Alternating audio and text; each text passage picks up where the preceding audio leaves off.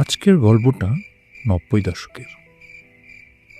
তখনকার দিনে আজকের মতো এত বিনোদনের ব্যবস্থা ছিল না। হাতে হাতে মোবাইল কম্পিউটার তো ছিলই না। গ্রামে গ্রামে তখন যাত্রাপালার আয়োজন করা হতো। গ্রামের মানুষদের বিনোদনের একমাত্র ব্যবস্থা ছিল যাত্রাপালা। এমনই এক গল্প নিয়ে আজকের পর্ব সাজানো হয়েছে। নিতাই, ও নিতাই, নিতাই, নিতাই ও পরেশ কি দুই রে বন্ধু। নিতাই? তারা একসাথে বড় হয়েছে।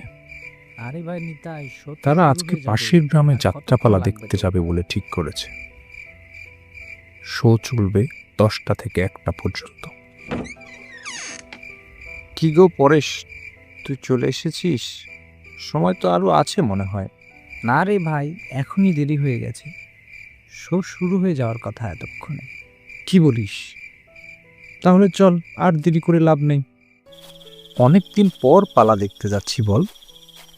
শেষ যেদিন দেখেছিলাম সেদিনের পালাটা অনেক ভালো ছিল। তোর কি মনে আছে পরেশ? মনে থাকবে না এমন পালার কথা তা কি হয়? এর আগে এত সুন্দর পালা দেখেছি বলে মনে হয় না। উফ, কি গল্প! রানীর দুঃখের কথা মনে হলে এখনো গায়ে কাটা দিয়ে ওঠে। দুই বন্ধুর গল্পে গল্পে তারা এগিয়ে যেতে লাগলো। দূর থেকে যাত্রাপালার সাউন্ড ভেসে আসছিল।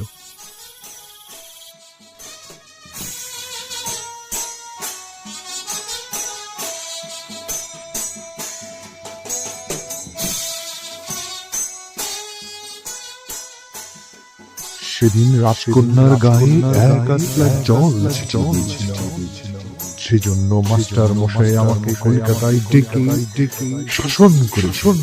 কিন্তু কাল কলিকাতার বুকে কে আমাকে শাসন করিবে আর কে আমাকে বেত্রাঘাত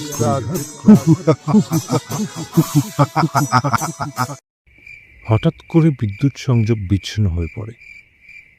হয়তো জেনারেটরের যান্ত্রিক ত্রুটি হয়েছে। অন্ধকারে নিতাই পরেশকে হারিয়ে ফেলল। অন্ধকারে কিছুই দেখা যাচ্ছিল না।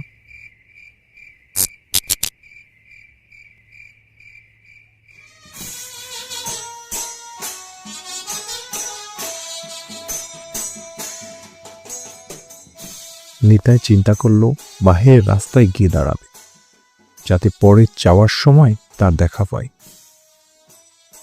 তাদের গ্রামে যাওয়ার এই একটাই রাস্তা, সুতরাং এই রাস্তা দিয়ে পরেশকে যেতেই হবে।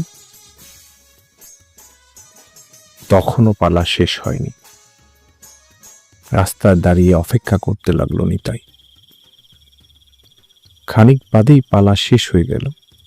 একে একে সবাই বের হতে থাকে, কিন্তু পরেশের টিকিট নাগালো নাই। হঠাৎ পিছনের দিকে চোখ যেতেই দেখা গেল পরেশ গ্রামের রাস্তা ধরে সামনে এগোচ্ছে।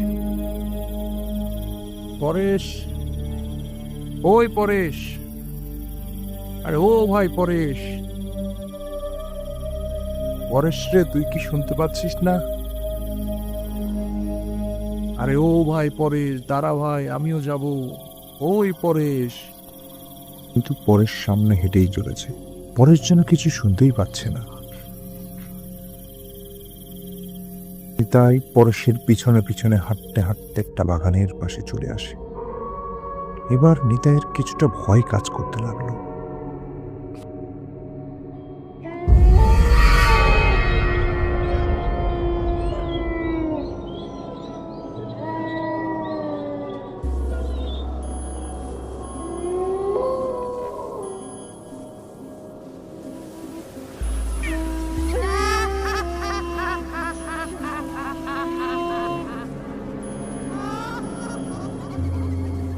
কিরে নিতাই, কেমন আছিস তুই?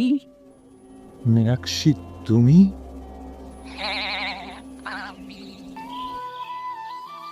আজ থেকে 3 বছর আগে মীনাক্ষী ও নিতাইয়ের মধ্যে ছিল বন্ধুত্ব।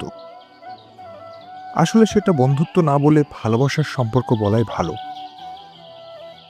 মীনাক্ষী ও নিতাইয়ের বিয়ের কথাও ছিল পাকাপাকি, কিন্তু কোনো একদিন নিতাই ও মীনাক্ষীর মাঝে ভুল বোঝাবুঝি হয়।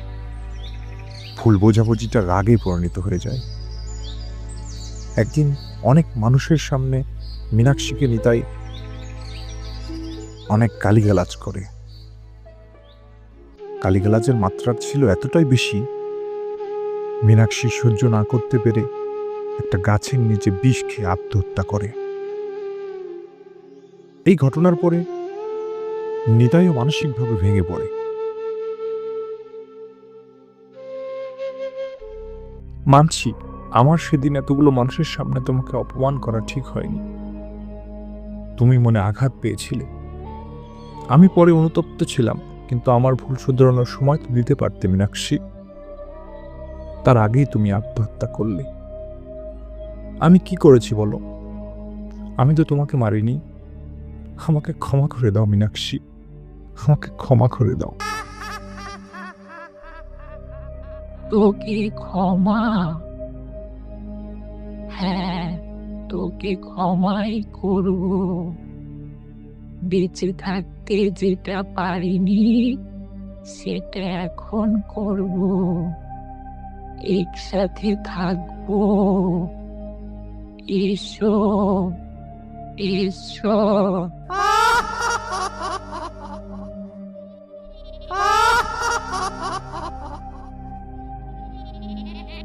বিধিবাম তখন সে রাস্তা দিয়ে একটা তান্ত্রিক যাচ্ছিল। তান্ত্রিক এসব দেখার পরে নিতাইয়ের কাছে আসে এবং বিড়বিড় করে কি সব মন্ত্র পাঠ করা শুরু করে। আমি আবার আসবো নিতাই। আমি তোকে নিয়ে যাব আমার কাছে।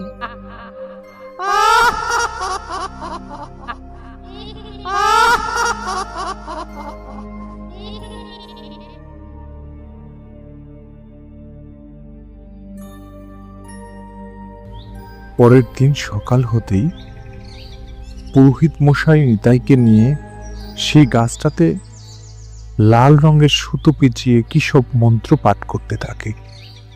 উদ্দেশ্য ছিল মীনাক্ষীর আত্মা যেন আর কখন ফিরে না আসে। পরিশেষে আমার এই ছোট্ট চ্যানেলের দর্শকদের উদ্দেশ্যে কিছু কথা। একটা ভিডিও তৈরি করতে সত্যি অনেক পরিশ্রম করতে হয়। আপনাদের একটা লাইক, একটা কমেন্ট, একটা শেয়ার আর একটা সাবস্ক্রাইবই পারে আমাদের কাজের গতিকে আরও বেশি এগিয়ে দিতে। আশা করি আপনারা আমাদের পাশে থাকবেন। ধন্যবাদ।